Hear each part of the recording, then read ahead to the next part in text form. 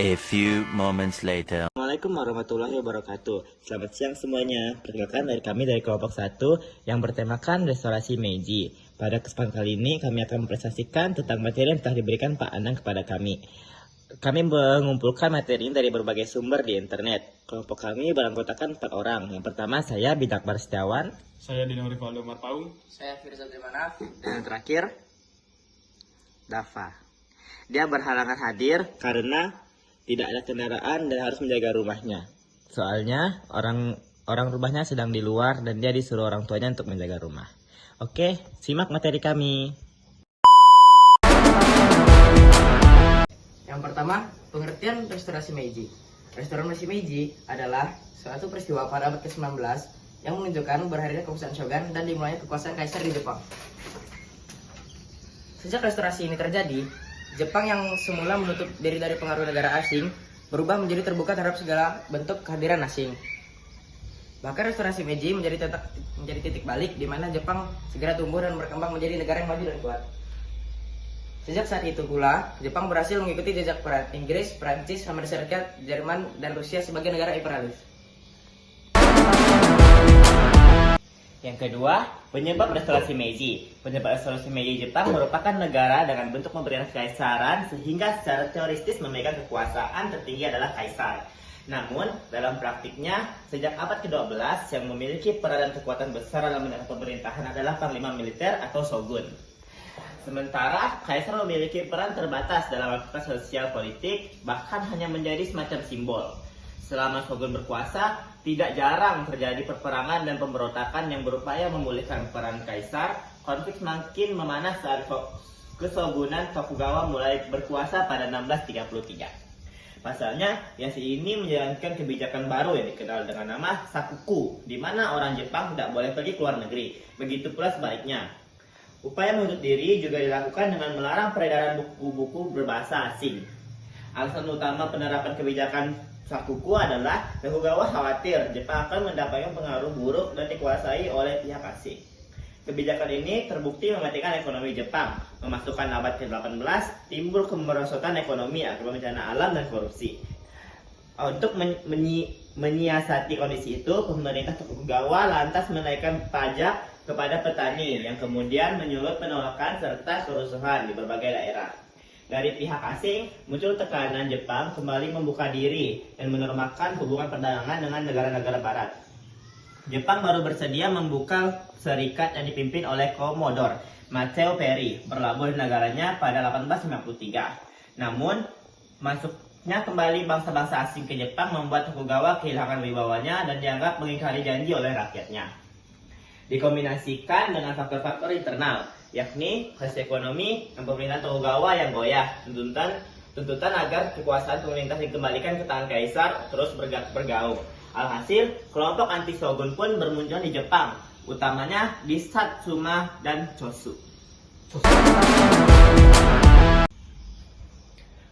Yang ketiga adalah Perang Boshin. Dalam perkembangannya, kelompok anti shogun di Satsuma dan Chosu mulai menjalin kontak dengan Inggris dan Amerika agar mau membantu memodernisasikan pasukan mereka.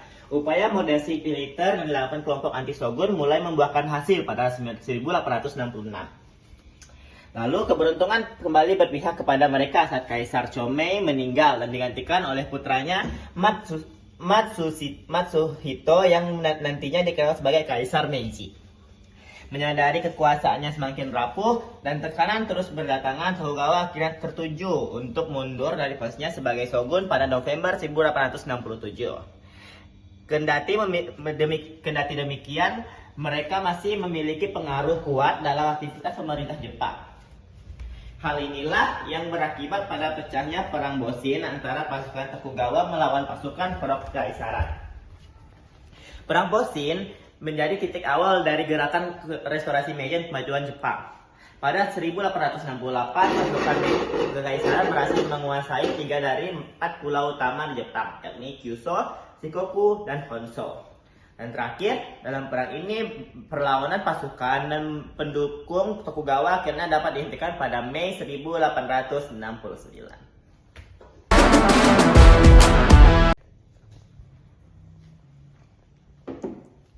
Tokoh restorasi Meiji. Restorasi Meiji diprakarsai oleh Kaisar Jepang Matsuhito atau Kaisar Meiji dan berlangsung antara tahun 1866 sampai 1869.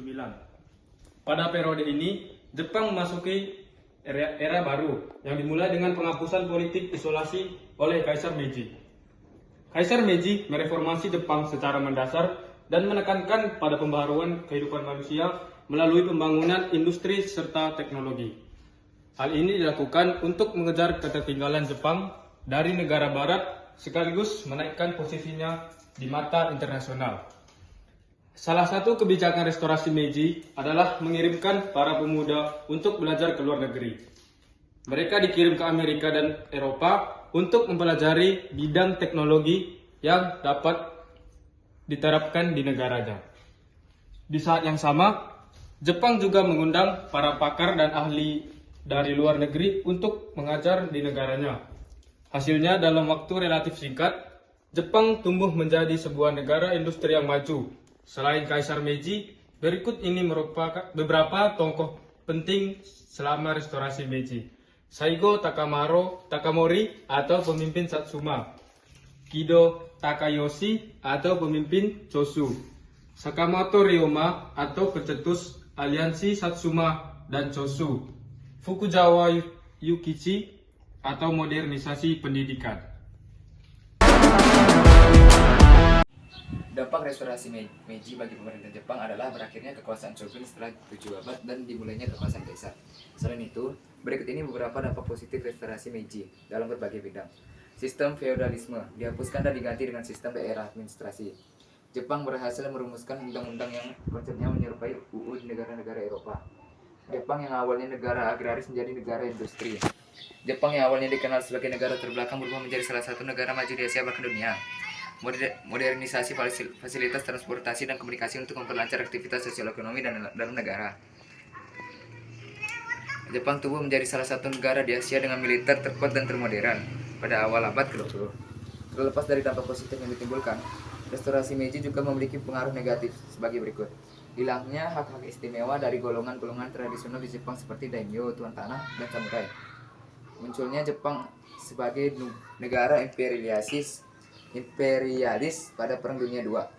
Jepang mampu menduduki Cina pada 1931, Korea pada 1930, kemudian Hong Kong dan Indonesia pada 1942.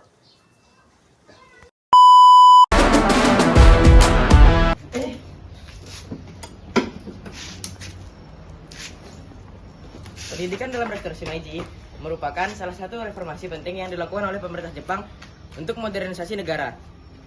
Berikut adalah beberapa poin utama tentang pendidikan pada masa ini, yaitu wajib belajar, modernisasi kurikulum, pendidikan untuk perempuan, pendidikan berbasis sekolah, mengirim pemuda ke luar negeri, serta datangnya pakar dari luar.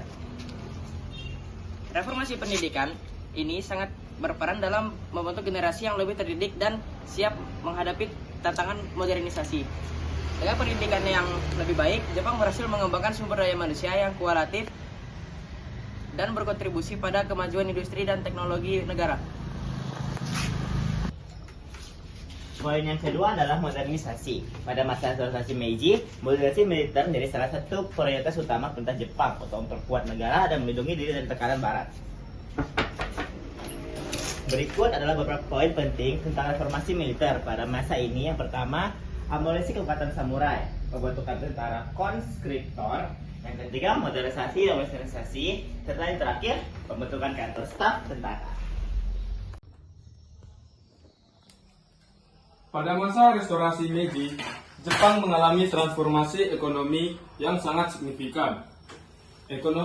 Pemerintah menghapus sistem feodal yang telah ada selama berabad-abad, mengakhiri kekuasaan daimyo dan memberi kebebasan kepada rakyat untuk bergerak lebih bebas. Hal ini menciptakan mobilitas sosial dan ekonomi yang lebih dinamis. Pemerintah kemudian memulai pembangunan infrastruktur modern seperti rel kereta api, jalan raya, dan sistem telekomunikasi. Pembangunan ini memperlancar distribusi barang dan jasa serta meningkatkan mobilitas penduduk. Selain itu, Jepang mengadopsi teknologi dan metode produksi dari negara-negara barat untuk meningkatkan efisiensi dan daya saing di pasar global. Industrialisasi juga menjadi fokus utama dengan berkembangnya industri tekstil, mesin, dan pengolahan logam. Investasi publik dan swasta yang kuat memungkinkan peningkatan kapasitas industri dan adopsi teknologi baru. Pendidikan juga mengalami reformasi besar-besaran. Sistem pendidikan yang diperbarui menghasilkan tenaga kerja yang terdidik dan siap bekerja di sektor industri baru. Dalam upaya meningkatkan perdagangan, ekspor dan impor, Jepang meningkat drastis pada periode 1878 sampai 1882. Nilai perdagangan Jepang sekitar 45 juta dan meningkat menjadi lebih dari 440 juta pada periode 1908 sampai 1912. Pertumbuhan ini mencerminkan perkembangan ekonomi yang pesat dan semakin memperkuat posisi Jepang di dunia internasional. Jepang yang sebelumnya agraris dan feodal berhasil bertransformasi menjadi negara industri terkemuka dalam waktu yang relatif singkat, berkat langkah-langkah strategis dan reformasi ekonomi pada masa restorasi Meiji. Pada masa restorasi Meiji, Jepang mengalami transformasi industri besar-besaran. Pemerintah membangun infrastruktur modern seperti rel, kereta api, dan jalan raya, serta memfasilitasi pembentukan Seibatsu, konglomerat perusahaan keluarga, yang mengendalikan berbagai sektor industri. Industri tekstil, baja, kapal, dan mesin berkembang pesat. Sistem pendidikan teknik dikembangkan untuk meningkatkan keterampilan tenaga kerja, dan Jepang mengadopsi teknologi serta metode produksi barat. Ekspor dan impor meningkatkan signifikan, menjadikan Jepang negara industri yang kuat dan modern.